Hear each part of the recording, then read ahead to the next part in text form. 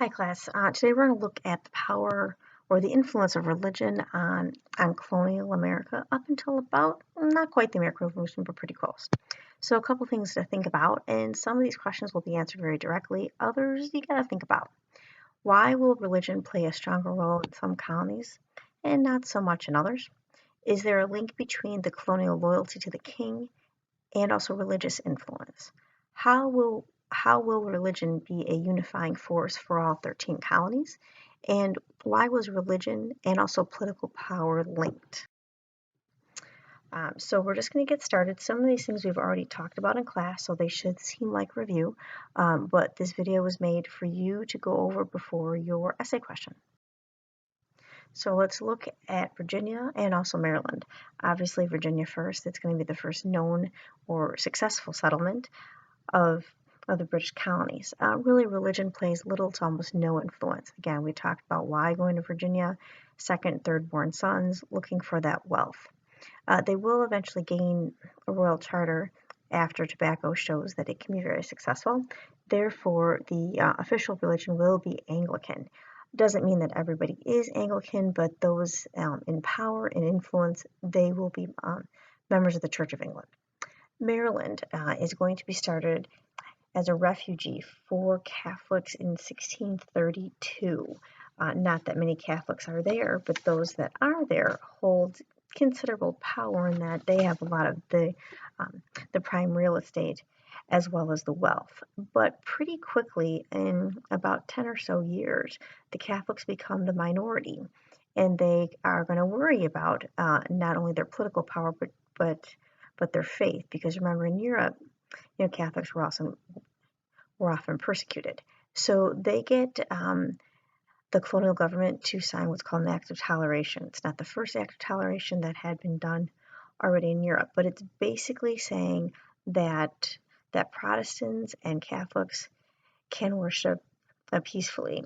They do include a death sentence for those that are not going to believe in Jesus Christ as the Savior. Most of the Jewish people, that's who they're really aiming at. So toleration, we tend to think about everybody being tolerant of each other. That's how it is for the most part nowadays. That doesn't always mean the same back in the 16, 17, 1800s. The act is going to be repealed in the 1690s, so Catholics not only are going to lose that religious protection, although overall not much is going to happen, but for the most part they also lose their political influence, and that to them is pretty significant because now who are they going to vote for? Or who can they vote for if they are even allowed to at all? All right, the New England region. So we're going to move up, so to speak, on the map. What you're going to be looking at is Plymouth and Massachusetts Bay, and also Rhode Island. And I'll throw in Connecticut in there, but they're pretty minor. The picture I chose there is not a witch or a witch hunt. It's actually Quakers, and they are having one of their services, probably in secret because this is in New England and they're not usually allowed to really practice too publicly. But as you notice, it is a woman taking center stage, and that was very unusual for the Quaker faith. That's what one of the reasons why they're not so readily accepted by their peers. All right, Plymouth, 1620. You guys have gone over this in class. You know about the Mayflower. I chose the painting because I thought it was a little bit over dramatic. I have a feeling that the Pilgrims did not very conveniently find a rock there and touch that. But if you go to Plymouth today, there is a rock that has been engraved 1620 on it, but everyone knows that's pretty much not the original rock. But I like the painting anyway. All right, religion is the primary factor for establishing this colony. Now, if you remember, the Pilgrims are known as the separatists back in Europe. They want to create their own church. They don't like the Anglican faith. They don't like the Church of England, so they want to separate. If you have to pick a religion that they're closest to, you can call them Calvinists in a way, because they do believe in predestination. Now, if you remember the story, they are going to leave England for Holland. They stay there for a few years. Some of them are uncomfortable with the fact that their children are becoming slightly more Dutch than British, so they are going to hire a ship to take them to the 13 colonies. Or I shouldn't say 13, there's not 13 yet, there's like 2. Hence they're called pilgrims, because they are on a pilgrimage. So they hire the Mayflower, as you know. There's only about 100 settlers on the ship, but there's plenty of other people on the Mayflower, and it's still rather vague on how the Mayflower ends up in what we now call Massachusetts when it was supposed to go to Virginia. So it's one of those history questions we probably won't know about. All right, Massachusetts Bay Colony, about 1630. These are Puritans. I know we often get the term Pilgrim and Puritan confused, but really Puritans, they want to purify the Anglican Church of anything that has to do with the Catholic faith. So they're not completely separatists. They don't want to form their own religion. They just want to make the Anglican faith more Protestant. They do have a royal charter, so the king does know about them. And they leave with about 1,000 people, which means they've got a few ships coming all at once.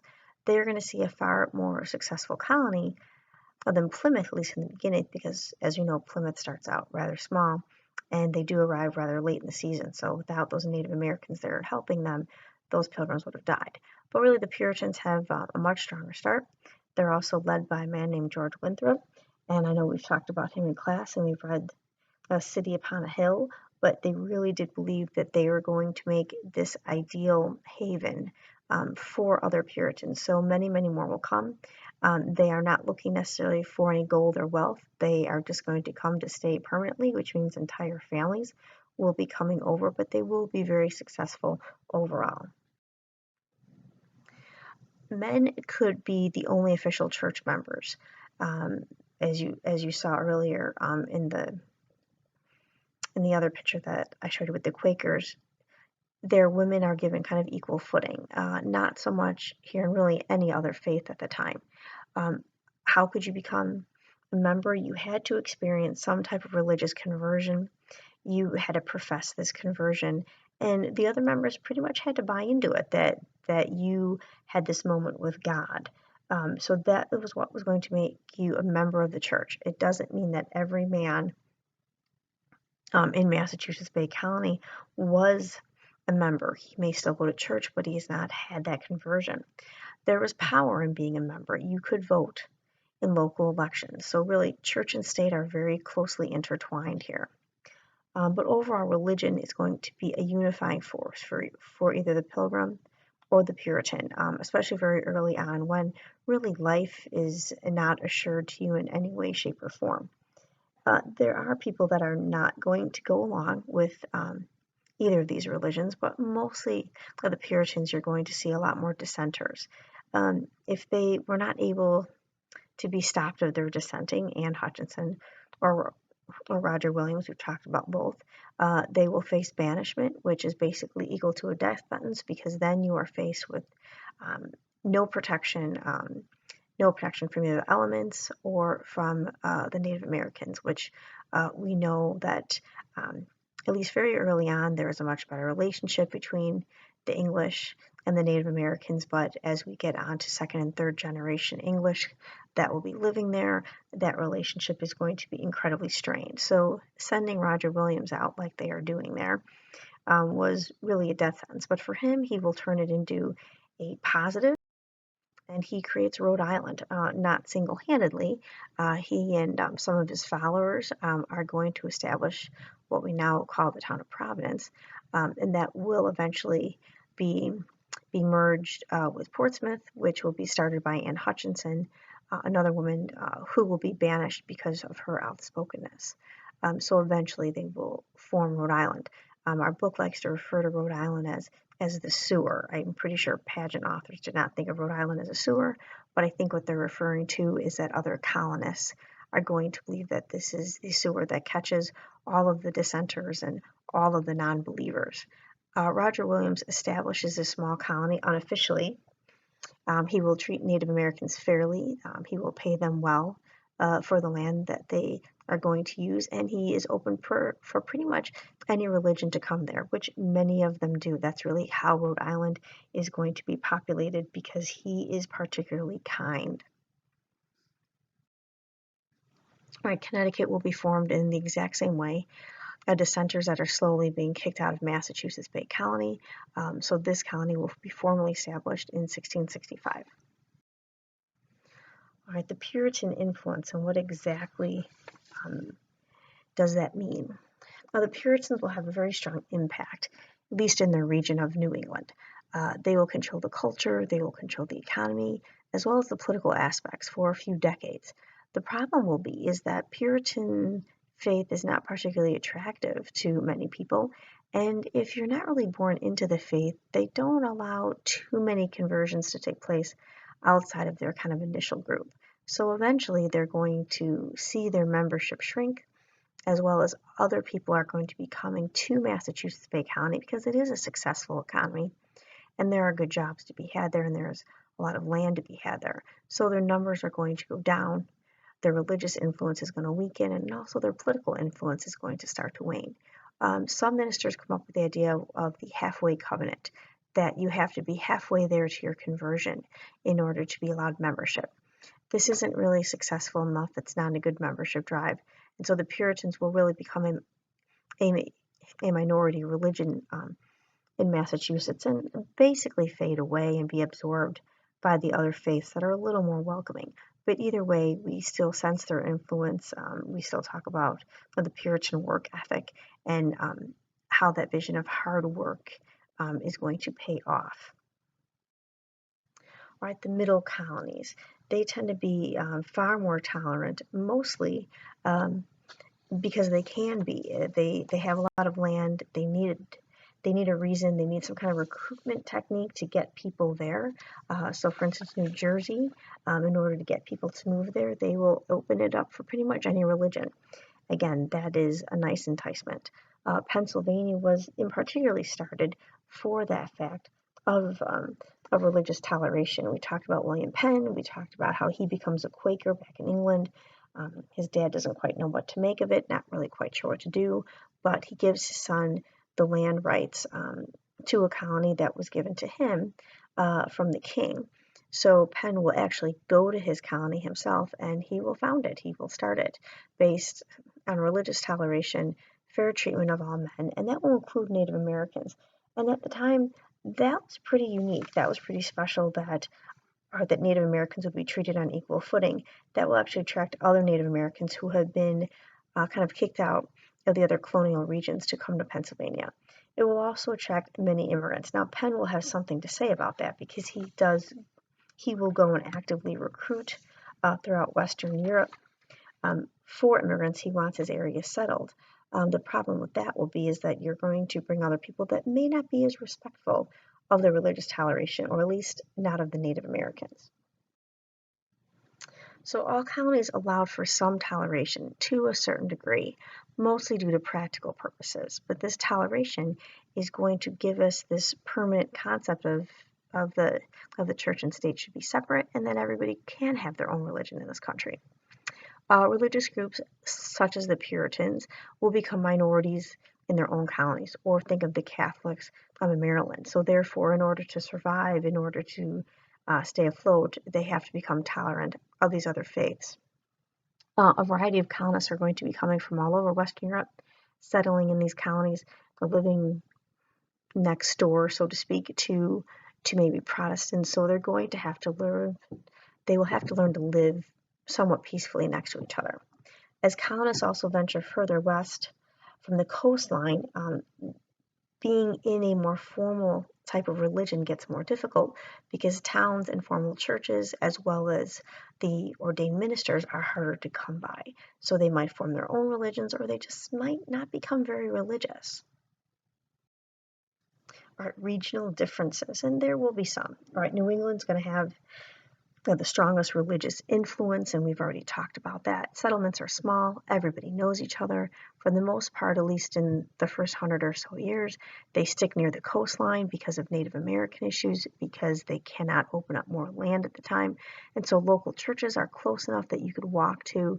Everybody's going to stay pretty close to the religion that they will be born into.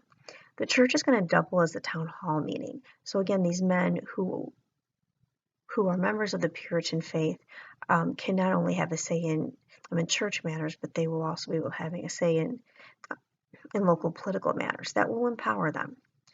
Church and secular leaders are going to work closely together, but that does not mean that if you were a minister that you could run for any type of secular office. In fact, they made sure that you could not do that. They didn't want anything to be overlapping in that way.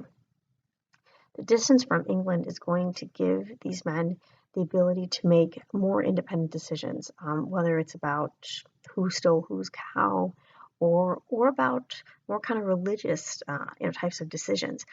This is going to give them practice in really making their own choices later on. What I mean by later on, I mean like 2, 3, 4 generations later, but that practice is already there. All right, Virginia is a little bit different. Power is based on social status, so really religion and social status are tied together. If you are Anglican and you can show off the fact that you are wealthy, you tend to build more ornate churches. Puritan churches are pretty plain. They're very whitewashed, not a whole lot of stained glass or anything to really look at, because really the Puritans want you to only reflect on the minister and what he's teaching. The Anglicans are still inspired by the Catholic Church, that things should be more ornate, slightly over the top. So as these towns grow wealthy because of tobacco, because of slavery, they can have those more ornate churches, but it's a social status, it's a power symbol. They will pass laws that will force everyone to attend Anglican services, at least in Virginia. It doesn't mean that everybody will attend, but they're trying to enforce the fact that you will be loyal to the king, because not only is he the political leader, but he is the leader of the Church of England. There is a growing number of Baptists that are starting to go into this area, and they create some social strain. The Anglicans are going to win. They have the political power and they have the wealth, but the fact that there is that strain there and they have to live nearby each other doesn't make for the best type of tolerant atmosphere. Regional commonalities. By the early 1700s, most towns had at least one church. If you were a probably large enough town, such as Boston, such as New York, of course, you're going to have multiple churches. So it's showing you that religious toleration is basically taking hold, and people are going to be living with that. Church attendance was high and is going to increase after 1730s, and we'll talk a little bit more about that in a sec. If you were a colony that was more ethnically diverse, think of Pennsylvania, the more religious toleration you had there. So obviously Rhode Island was the most tolerant, but it was founded on that, and so was Pennsylvania. So why were people going to church more? That's called the First Great Awakening. It takes place anywhere between the 1730s and the 1740s. The painting there, I believe, is of a man named Jonathan Edwards, who was supposed to be one of the most inspirational ministers of the time. As you see, that woman there is kind of lost in a trance. All right, the boost in church attendance is going to be really strongly tied to the Great Awakening. And these two men that I've got here, George Whitefield as well as Mr. Edwards, they are going to travel, as well as other ministers are going to travel through the counties, inspiring sometimes 10, 15,000 people at one time, not just to go back to church, but to really repent for their sins. Most of these ministers are going to be trying to bring people back to the Puritan faith or to purify their souls, because they fear that there's been too much material influence on them. Remember, this is about 100 or so 80 to 100 years of most of the colonies being in existence, and they're doing pretty well. People are now starting to live longer lives, they're starting to obtain more material goods, and maybe they're getting a little distracted. At least that was the one of the most famous sermons of the time is called Sinners in the Hands of the Angry God, and I know we talked about this in class. Basically, his message is to warn colonists that if you are tempted by this material success, you are going to truly suffer in the fires of hell. Now, many people aren't really buying this, so he tries to create quite a vivid picture. And supposedly, after he said the sermon to a particularly tough group of people who were not really buying into the First Great Awakening, people supposedly started crying, and they were genuinely afraid, because he does paint quite a nasty picture of what hell is going to look like. I have a couple quotes there, but really, it's all about God and whether he is going to want you to go to heaven or hell. So going back to a little bit of that predestination as well. He says that hell is like a lake of a burning brimstone, and also the dreadful pit of a glowing flames. Now remember, life is short for people back then on average. So really, at any one time, death is simply around the corner, and to have this image of you being stuck in a pit of hot flames for pretty much the rest of your existence as a soul is not the picture that people want to know. So you do see more people going back to church because of this. This is a painting of what will be a common type of outdoor sermon, open air sermon. Supposedly you can get 10 to 15,000 people coming to these at once. Really, the First Great Awakening is very interesting because it was meant for the individual of all social classes. Although in this particular painting, I don't think you see a whole lot of the underclass or slaves or Native Americans. But in certain colonies, yes, you will have slaves attend, probably because their masters wanted them to, but also Native Americans that were already maybe partially converted or had already converted to the faith and felt that they needed to have their faith renewed. So they were trying to become very European-like. Whether they truly assimilated or not, we know that really most English are not going to be very welcoming to this. But really, any of these ministers are trying to challenge as well as encourage the more old style ministers, the old lights and the new lights. We talked about this in class, and try to get them to go back to church, to stop having these really terribly boring, long, very scholastic type of sermons to something with more energy, with something with a little more emotion. So why is this important? This is all tied into the overall question. It's the first organized movement that is really going to go throughout 13 colonies. We have to remember that these 13 colonies are all going to develop independently. Yes, they are all British and they do share some cultural traits, but in essence, they saw themselves as little islands and they don't always work well with each other. So this is the first thing that will happen that is truly going to unify them all. The men and some women are helping organize these very large events, and this type of organizational skill is going to become pretty important down the road when it comes to organizing such things like boycotts and also protests. People are encouraged to follow their own conscience. Where is their soul taking them? This is very interesting because it might mean challenging the Church of England, and challenging the Church of England meant challenging the king. There are new religions formed, or people now had choice. If you didn't want to be Anglican, could you become Baptist? Could you go to maybe some other church and hear that message? And if you like that message better, you could stay. This is a very unusual concept to know that they had some type of choice. Some people are going to see the value of having a more formal separation of church and state. And this is not really because of the Great Awakening, it's almost in spite of. When we think of men like Thomas Jefferson or Benjamin Franklin, and really Benjamin Franklin is old enough to be a part of the First Great Awakening, and he does witness it and he does go to these sermons. He starts to think about what they have read in books by Locke or Rousseau from the Enlightenment, and putting it with this very emotional message. They're not really buying the emotional message. They really think that God has given humans the ability to truly reason and think for themselves. So maybe we should be allowed to choose because we have the ability to choose, not because our emotions are taking us there. But they also reason that the divine right of kings was false, that God does not singly appoint people to rule us. God has given us our own abilities to rule ourselves and to make our own choices. So men should not have to follow these kings that maybe think that they have been chosen by God.